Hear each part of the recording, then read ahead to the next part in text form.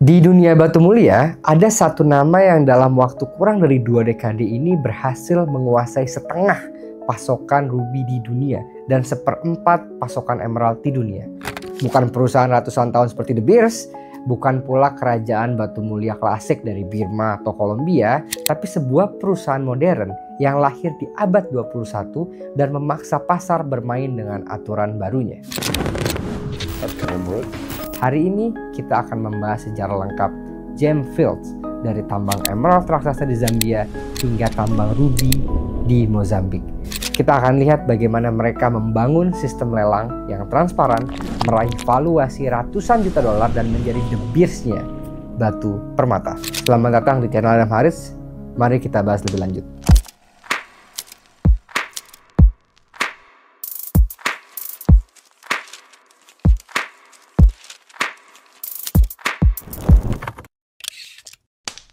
Gemfields lahir di tahun 2007, awalnya bernama Pallinghurst Resources. Tim pendirinya termasuk tokoh tambang berpengalaman seperti Brian Gilbertson, mantan CEO BHP Billiton, dan Ian Harbottle yang kemudian menjadi CEO Gemfields. Langkah besar pertama datang di tahun 2008 saat mereka mengakuisisi Kagem Mining Limited di Zambia, tambang emerald terbesar di dunia.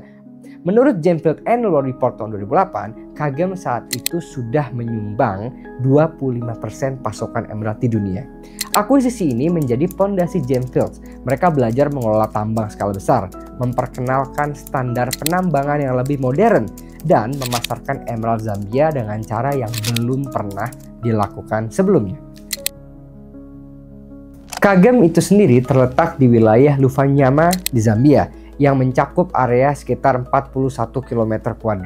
Produksinya stabil dan pada puncaknya tambang ini itu bisa menghasilkan jutaan karat emerald mentah per tahunnya. Bayangin aja sendiri sebanyak apa. Batu paling terkenal dari Kagem ini adalah Inkalamu Emerald yang ditemukan itu sebesar 5.655 karat pada tahun 2018.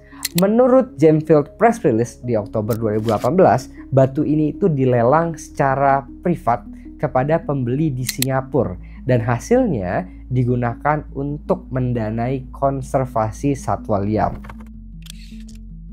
4 tahun setelah Kagem, pada 2012, Gemfields mengumumkan akuisisi 75% saham Montepes Ruby Mining di utara Mozambik, di mana sisanya 25% tetap dimiliki pengusaha lokal Muriti Limitada.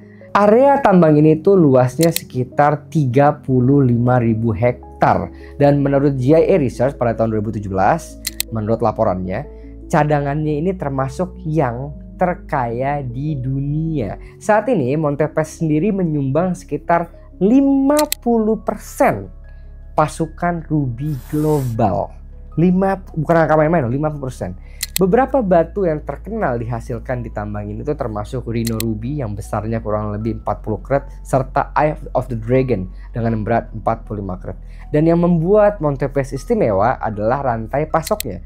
Konsisten, terukur, dan bebas dari fluktuasi ekstrim seperti yang terjadi pada ruby-ruby asal Myanmar, Birma. Kenapa? Karena di Birma itu syarat dengan konflik. Sedangkan di sini mereka betul-betul mengatur itu semua supaya supply-nya pun konsisten dan stabil.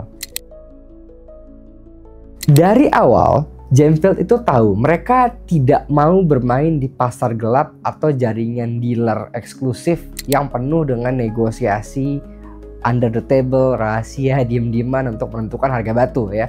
Karenanya mereka akhirnya menciptakan sistem lelang yang tujuannya adalah mengatur dari mulai rantai supply sampai ke pasokan harga yang konsisten dan transparan.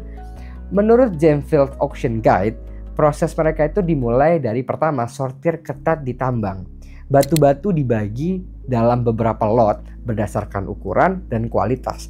Pembeli juga diundang secara terbatas untuk memeriksa batu yang ada pada lot tersebut. Lalu pembeli-pembeli ini atau calon pembeli mengajukan penawaran tertulis dalam sistem yang tertutup. Jadi kayak open bidding, kayak bidding tapi tertutup sistemnya. Nggak ada tuh teriakan harga mesti gimana, tekanan psikologis. Semua penawaran itu dibuka setelah lelang selesai. dan pemenangnya adalah penawar dengan tawaran tertinggi, dan hasilnya ini diumumkan secara publik, mulai dari jumlah keretnya, harga per keretnya, dan total nilai penjualan dari masing-masing lot yang dilelang tersebut. Nah, sejak lelang pertama ruby ini dimulai oleh Gemfield pada tahun 2014 hingga pertengahan 2025 ini, Gemfield telah mencatat lebih dari 1.2 billion USD penjualan gabungan antara ruby dan emerald. 1,2 miliar dolar penjualan ruby dan emerald. Wow, angka yang betul-betul fantastis. Artinya apa? Sistem lelang yang mereka lakukan atau buat itu betul-betul berhasil ya sejauh ini.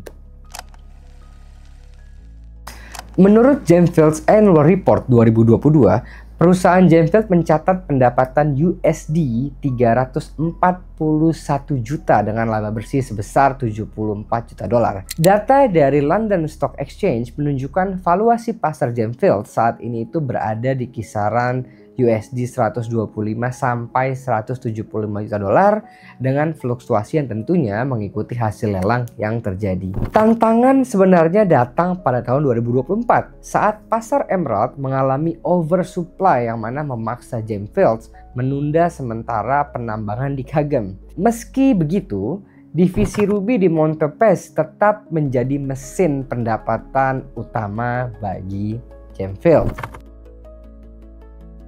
Gemfield juga menghadapi masalah klasik di Afrika, aktivitas tambang ilegal, risiko keamanan, dan tentunya infrastruktur itu menjadi persoalan yang serius terjadi di sana. Untuk menjawab itu, Gemfield pada akhirnya berinvestasi sekitar 70 juta dolar untuk membangun pabrik pengolahan baru di Montepes yang akan meningkatkan kapasitas dari 200 menjadi 600 ton per jamnya. Strateginya jelas. Pertama, mengamankan pasokan ruby dan emerald berkualitas tinggi sambil mendidik pasar tentang batu berwarna yang ditambang secara etis dan transparan. Tapi, di balik kesuksesan tambang Montepes ini, ada sisi gelap yang tidak boleh dan tidak bisa diabaikan. Sejak penemuan ruby besar-besaran di tahun 2009, wilayah Montepes ini tuh menjadi ladang konflik. Ribuan penambang lokal masuk untuk mencoba peruntungannya. Bentrokan antara aparat keamanan, pihak swasta, dan bahkan masyarakat lokal itu seringkali berujung tragis.